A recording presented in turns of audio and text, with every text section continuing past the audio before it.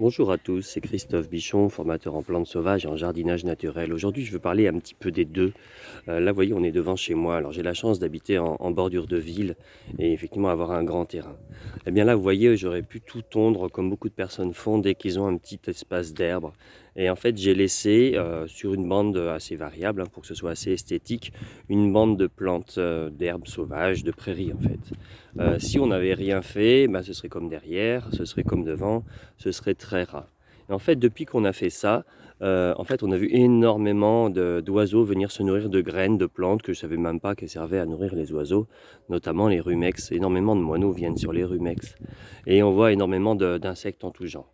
Et en fait, cette pratique-là, on l'a aussi adoptée dans le jardin. Alors là, voici le potager qui se porte plutôt bien, mais surtout grâce à un énorme paillage, hein. Ça, c'est vraiment très important dans un potager si on veut, des saisons comme en ce moment, avoir des productions intéressantes, c'est avoir vraiment des paillages conséquents et arroser en fonction de la nature du sol, hein. Il y en a qui ont un sol qui est tellement amélioré avec le temps, tellement rendu équilibré avec le temps, avec un sol bien vivant qu'ils peuvent arroser peut-être une fois par mois. Nous, comme on est arrivé assez récemment dans ce jardin, c'est pas le cas. On est arrivé il y a moins de 2 ans et donc le sol est très argileux et très séchant en même temps. Donc il est, probablement, on va dire argileux et hem et un peu sablonneux. Autant il est inondé l'hiver que l'été, c'est une vraie passoire à eau. Donc nous on arrose à peu près, on va dire, ce qui a le moins besoin d'eau. Les tomates, c'est peut-être une fois toutes les 2 semaines, pas plus et le reste, ça va être, parfois tous les 2 3 jours pour ce qui est gourmand comme, des petits semis, comme des concombres ou des haricots verts si on veut qu'ils soient un petit peu tendres et des courgettes. Mais autrement, on est sur un arrosage par semaine pour les choses qui ont des besoins moyens, malgré la chaleur, parce que cette année il fait particulièrement chaud, même chez nous, et particulièrement sec. Donc là, vous voyez, tout autour du potager, on a laissé des bandes, des formes, c'est ma femme qui a fait ça, des formes de pelouse. En fait, c'est plus de la pelouse, c'est de la prairie. C'est vraiment une grande variété de plantes. Ici, on a les carottes qui attirent énormément d'insectes. On ne le voit pas là, c'est très tôt. Il y a eu un petit peu de pluie hier soir. Euh, et donc voilà, ça donne un effet à la fois pour nous esthétique et hyper utile. À la fois utile pour la nature puisqu'elle permet d'avoir une grande quantité d'insectes, donc d'oiseaux et donc de toutes bestioles possibles et imaginables. C'est des refuges pour même les mulots qu'on ne cherche pas forcément à avoir dans le jardin, mais ils ont leur place aussi dans l'écosystème. Là, on a un petit tas de pierres, on a un petit tas de bois. Voilà. Donc là, on a fait le tour du potager, hein, c'est un mandala. Et donc, je voulais en profiter pour parler un petit peu de l'importance de changer notre façon de voir l'herbe qui pousse, la prairie, la grande herbe.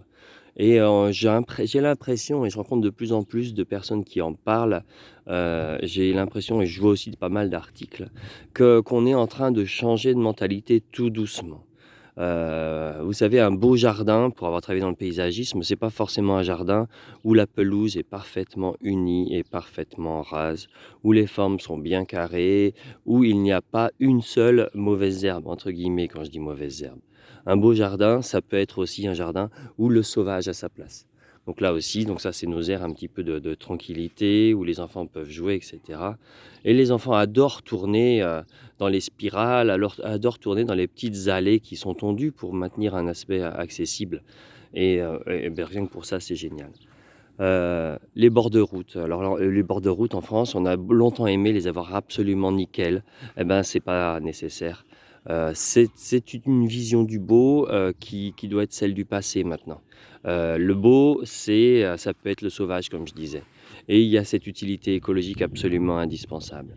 J'ai vu des publications sur Facebook qui disaient qu'en fait, le 45 des Français avaient un jardin, ça représentait, je ne sais pas combien de millions d'hectares, c'était 4 fois plus que toutes les réserves naturelles et que si chacun se mettait à jardiner de manière écologique, laisser pousser des endroits un petit peu sauvages dans leur jardin, parfois même 2 mètres carrés dans un petit jardin où rien n'est fait, on laisse pousser l'herbe, on voit une différence énorme en termes de quantité de papillons, de bestioles en tout genre qui vont apparaître.